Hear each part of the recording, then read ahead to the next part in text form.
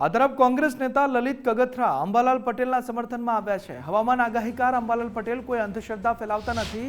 અંબાલાલ પટેલ આગાહીથી ખેડૂતોને ફાયદો થાય છે।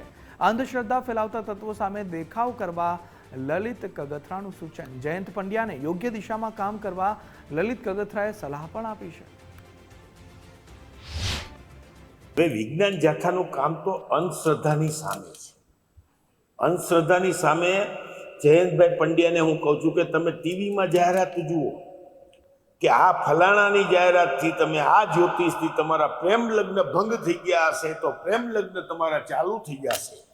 તમને ધંધામાં બરકત નહીં હોય તો આ ફલાણી વીંટી ફેરો, આ ફલાણા ગ્રહ જ્યોતિષ પાસે જાઓ તો તમને આ બધું થઈ જશે। આ અંધશ્રદ્ધા ફેલાવે છે કે અંબાલાલ?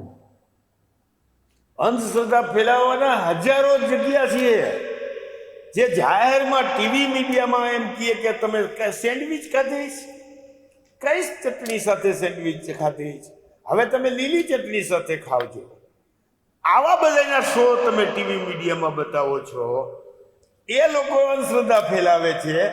ખરેખર દેખાવ કરવો હોય તો એની સામે કરવો જોઈએ। અંબાલાલ કોઈ જાહેરાત કરવાના અથવા ટીવી મીડિયામાં ઇન્ટરવ્યુ દેવાના કોઈ પૈસા નથી લેતા।